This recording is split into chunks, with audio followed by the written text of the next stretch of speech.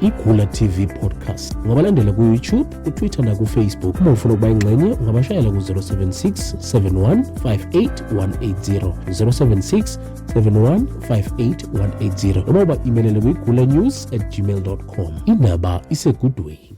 Okay, asikhuleke-ke namabhideli balithethena ngezinyembezi nabakasala kutshelwa sala kunyenyezelwa sikhuleka namhlanje-ke khumila-ke intondo lemnyama ekolikhasi uma hamba phaqazi njengentondo liqhoshothe imfana njengele ngumdebi indawo nyena amaxhosa igama lami ngisiboniso izidudu ngokwabuthelezi on iGula TV on our first episode njengoba senza ama-podcast namhlanje samukela-ke insizwa yakhona la waceza eyaziwa-ke njengoMelusi Zulu khona la endaweni sibheka-ke indaba nje njengoba ebambe iqhaza kakhulukazi ku-Youth Council yasondini aphinde futhi beyasebenze njenge-ward committee ebhekelela abantu abasha kakhulu so sizobheka naye ekutheni umsebenzi wakho ungakanani kodwa ngaphambi kwalokho ke simnikeze ithuba mfowethu sikungelele sikwamukele emsakazweni. Mntakashenga ngibonge ngethuba ongipha lona emsakazweni wakho ngibingelele nje enhlana nasezantsi nabalaleli. Asibonga kakhulu mhlawumbe mfowethu sikumamele khona nje ku-iGula TV singafisa mhlawumbe uyaqala namhlanje ukujoin iGula TV unga-subscribe ku YouTube uzivakashele iGula TV ku Twitter na ku Instagram so ku Facebook iGula TV ungakwazi ukuthi ke usilandele ku social media platforms ukuze ukwazi ukuthi ulandele ezinye izinto esikwazi ukuyifaka press layer button layer subscribe button then sizokwazi ukuqhubeka kahle siyabonga kakhulu kodwa mfowethu sikumamele khona ukuthi sikwazi ukuthi dig deep kancane ekubhekeni kakhulukazi ngiyazi ukuthi mhlambe itheme yakhe yokuqala noma isikhathi sakho sokuqala la uba ingxenye khona ekuholeni abantu abasha kodwa ngifisa ukubheka ukuthi njengoba usungenile kukhona okubonayo kukhona okufunayo along the way kodwa kunalezi zinto obonayo ukuthi zibalekile noma ezenza ukuthi abantu abaningi basemakhaya bahlale babuke bathi yazi thina intuthuka siyithule iziphi lezi zinto mhlambe oyibo uthi nawe mawungena uyibona ukuthi yazi kube sikwazi ukustika ku 1 no 2 ngabe siyakwazi ukufika la. Akubonge mntakabuthelezi angiqale ngithi ukuhleleka kahulumeni wase South Africa sizokhumbula ukuthi uhleleke igaba ezintathu sino national sibe no provincial bese siba no local ngizothi ukuxila lapha ku local ngoba iwona engicishe nguqonde kancane nawo uwona engibamba iqhaza ngakhona uma sesikumasipala okuyilocal ubusuhlukaniseka nawo uba namawadi amawadi ke abanani abanekhansela okuyilona ikhansela esithemba kulo ukuthi ilona elizoletha intuthuko noma intuthuko ifika ngekhansela endaweni ngokubukeka ke ngokunwebeka kweindawo zokuhlala kwabantu kwase kuba nesigatshana esiba umthetho lapha kwamasipala esithi iwadi newadi ayikhethe lelo komiti noma labo bantu labo abazokwazi ukuthi besebenzisane nekhansela ngakho into yokuqala umphakathi fanele uqala uqonda ukuthi intuthuko ukuzifike kunezigaba qala ufanele iqale injani idlule kuzo ngakho ke kunezinye izinto ezifuna ukuthi ziqonde ukuthi kunabaholi abakhona emphakathini okufanele kuqala umphakathi ubamukele ukuthi bakhona bangabaholi ukuze intuthuko izothi noma ifanele iqhamuke izoqhamuka iza ngabo laba bantu laba ngoba bona bazoba umlomo womphakathi kuphi ekhanselini ikhansela kanjalo bese lahambisa izikhalo kuphi kumasipala ngakho ke engithi angiqale ngicacise kube nje lokuqala kulungile ngiyakhumbula la ukuthi ngiyinsuku engigcotshwe ngazo kade kunosomlomo umkhandlo wasondini khona lapha eShampiyona esidala eveza kakhulukazi iqhaza lenu njengama ward committees ukuthi nibaleke kakhulu ekutheni intuthuko yomphakathi ifike niphinde nibambe iqhaza futhi ukuthi ngempela umphakathi mawungasweli nikhona njengama ward committees ngibheka ekutheni kungakanani ukufundiseka kinina njengabantu senikhethiwe ekutheni niqonde ngempela umsebenzi wenu enizowenza emawadini. Angithokoze shema kukhona ngoba ngikhumbula ukuthi ngaleli langa sicotshwa asiqalanga nje sagcotshwa saqale safundiswa saya ku training engithi yahamba iviki lonke lapho esasifundiswa khona ukuthi uma usuku iward committee yiziphi izinto ezilindeleke kuwena ukuthi uzenze yiziphi izinto engalindelekile kuwena ukuthi unjani uzenze ngakho ke kukhona khona ukufundiseka okunikezwa kona amalunga eward committee. Kulungile ngaphinde futhi ukukhumbule subscribe ku YouTube ku iGula TV noma usubscribe silandele ku Facebook ezigula TV sikhona sizokulandela ke izinto zasemakhaya noma senzele ukuthi imiphakathi yasemakhaya ikwazi ukuthuthuka iqonde ukuthi kubalekile ukuthi sisondeze abantu abasebuholini ukuze bakwazi ukusifundisa ngezinto ezibalekile. Mfowethu ngibheka ke enye izinto ezinkulu nezibalekile emphakathini ukuhlala nabantu wazi kahle ukuthi bayahlupheka while ngumholi.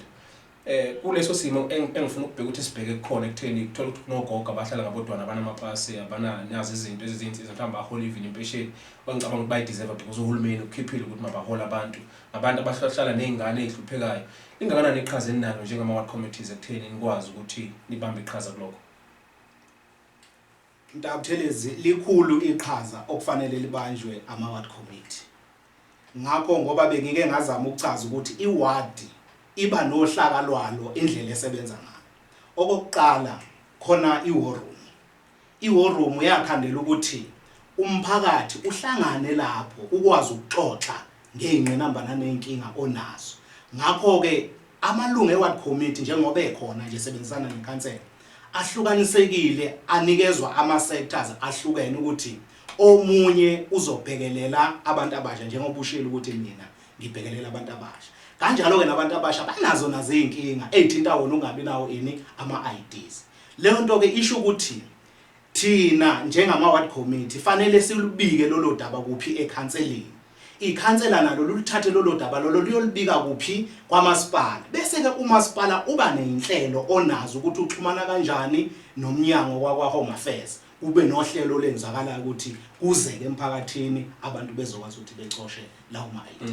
Kulungile ngaphezulu kwalokho uphinde futhi ubambe iqhaza ku-youth council. Abantu abasha ke endaweni eziningi bakhala uhulumeni wethu kasenzeli lutho this and that. There's so much abantu abakhala ngayo abayibukayo emphakathini. Mhlambe iqhaza ke nilibambile kakhulukazi ku-youth council. Iziphi izinto enithi manihleli phansi nidingide njengabantu abasha ekubhekelele nikubuyeleni emphakathini ukuthi nobone lo mphakathi ukuthi unesidingo sibuyele kuona? Uthinta indaba enkulu shenge ye-youth council.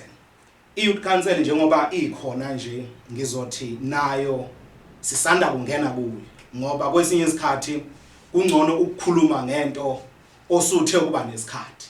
Kodwa ke ngokufunda ukuthi into edingakalayo ukuthi uyenze in 1 no 2.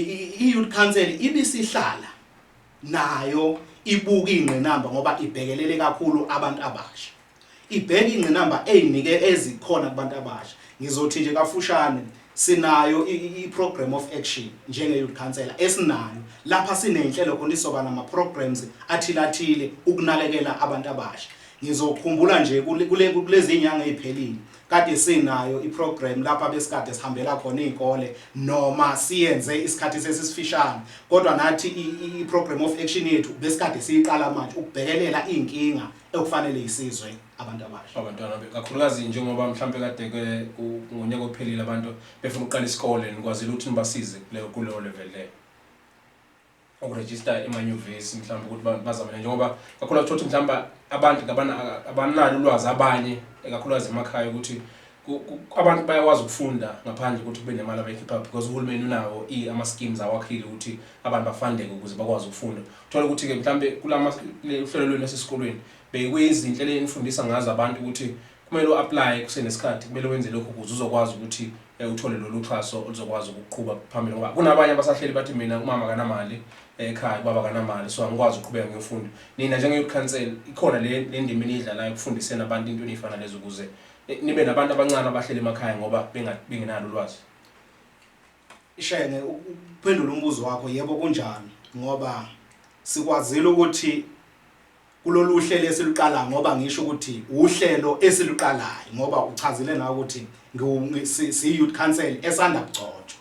Manje ke sizothi thina si-youth council ebekiwe kusuka manje ngoJune kuze kuyoshaya uJune ozayo. I-period ekhona le ufanele sibe nenhlelo esizozenza lokho. Ngakho ke kukhona esesiqalile ukuthi njengoma career guidance ukuthi sikwazi ukuqondisa abantu abasha ukuthi inakho fanele bekwenze inakho fanele bekwenze. Kodwa ke nathi asikwenzi nje ngegunya lethu ufanele siqale siyongqongqoza kuqala eminyangweni omkhulu bese sithola imvume khona bese sikhaneke sisabalala kuphi ke emphakathini. Kulungile. Mhlawumbe uma mawufika entweni njalo mawumusha entweni khona la uhlala khona ubona ukuthi okay this is good this is bad. Mhlawumbe into ezingamaloophole obonayo ukuthi kakhulukazi abantu ngoba ama ward committees mhlawumbe uqali ngokuba ingxenye yawo noma ngoba youth council khona la ubone khona ukuthi ukube babelungisile abantu kulesi sikhathi esingaka ngabe namhlanje sila mhlawumbe ikuphi la ubuka khona ngokwakho ukuthi hey kube laba abantu ababekhona ngaphambili kunathi kube balungisa la then ngabe sakwazi uachieve 1 no 2 mhlawumbe ikuphi la ubona khona since ufikile lapho engibuka khona inkinga esinayo shenge sifike sishaywe umthetho waseNingizimu Afrika. Umthetho waseNingizimu Afrika ufika ukuthi umuntu nomuntu unelungelo lokwenza into ethile. Ake ngibukekele labantu abasha. Ethe suka futhi yena bese ethi fanele ulinde kuqala akunikeze ilungelo lokuthi ukwenze. Uthi uze enhlelweni zokuthi kunezinto ofuna ukuzenza ukuthi mhlambe kusizakala abantu abasha kuthiwa kusalindwe ibudget. Ihlale le budget ongayazi ukuthi ilindwe isikhathi esingakanani ngoba usuke ungeze ukwazi ukuyenza lento uzenzela wena siqo ngoba usuke kufanele ukwazi ukuthi uthole uxhaso kuyo uhulumeni bese ukwazi ukuthi usize ini umphakathi.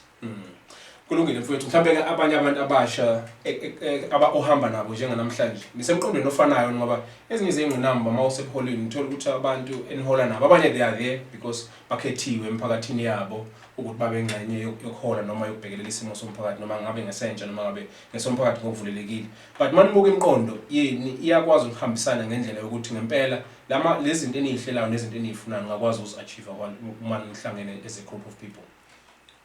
Eqinisweni mntabuthelezi kulokho ngingathi vele manisuke nahamba indlela akwenzeki nahamba indlela nibe nomqondo ofanayo niwuthole ngesikhathi esisodwa. Omunye uyashesha ukuyibona leyo nto leyo omunye angasheshi ukuyibona. Isibonelo uma kufanele mhlambe sihlale kuyenzeka omunye umuntu athi angeke ngikwazi ukuphumelela kulowo mhlangano. Kulo mhlangano kufanele ngempela yena ngoba ekhethiwe ukuthi fanele amele abantu abasha. Uyiso labo umuntu omusha, umlomo wabo abantu abasha. Uma engekho ke yena kulo mhlangano, uqonda ukuthi iziphi inqumo ezothathwa engekho yena. Ilokho kokunye okubuye kusilele emuva ukuthi kunabantu okubuye bekhethwe ukuthi hayi ngenani nenze nanku umsebenzi. Uthola ukuthi kwabona bayadembeseka. Kulungile mfowethu mhlawumbe sesivala nje asibheke ekutheni ke ekusebenzeni kwenu ningabantu abasha mhlambe ikuphi singaqinisekisa kakhulukazi njengomphakathi ukubambisana ngoba ushilo ukuthi nani nisebenza nekhansela kakhulu kodwa niyadinga umphakathi ukuthi ube ingxenye yokusebenza kwenu ukuze kube lula ukwenza ezinye izinto ngoba uma nisebenza ninodwa mhlambe niyibona ni-isolated in a way kodwa uthola ukuthi ningasafiki la nifuna ukufika khona ikuphi okungenziwa ngomphakathi ukubambisana nabantu abasuke bekhethwe ngomasipala noma kakhulukazi ngoba ngiyaqonda ukuthi ucekisile kusokuhlelo lasomlomo lokubhekelela wonke ama-ward committees ngokusebenza kwawo ikuphi okungenziwa ngomphakathi uqinisekisa ukuthi lolu hlelo luhamba kahle ukuze umphakathi uthuthuke uthole le ntuthuko ohlezi ukhala ngayo. Ukuthi umphakathi uqonda ukuthi laba bantu obakhethile kufanele wona umphakathi usebenzise bona nabo umphakathi ube ne-input ukuthi madoda noma bodadewethu esinibeke lapha nabe sicabanga ukuthi sikhala ngalokhu nalokhu nalokhu ngoba uma umphakathi nawo uthule ungabikho izinto ezishoyo nawe ilunga le-ward committee uzobuka nawe kuleyo ngxenye obuka kuyo ngoba uzobuka mhlambe abantu banenkinga yamanzi uthi wena usabuka amanzi kanti khona umuntu omunye onenkinga kani kagesi naye fanele asukume enze njani abike ukuthi nakho khona nakho ngeke iloko nje kufanelekile ukuthi umphakathi nama-ward committee kufanele kusebenzisane kubambisane. Right, asibonga kakhulu mfowethu ngethubo siphe lona kwigula TV njengoba ngishilo you can just press that subscribe button ukuze uzohlala njalo uthola izinkulumo esizoba nazo la studio segula TV. Siyabonga kakhulu Mageba, siyabonga ndabezitha ukuthi beyingxenye njengoba ngishilo ngentondo lemnyama ekolkhasi mahamba phaqaza njengentondo eqoshotha imfande ngelunga umdibi ndawonye namaXhosa igula TV sicheka ku Facebook sicheka ku Twitter sicheka ku Instagram sikhona kakhulukazi ku YouTube so please log in. Thank you.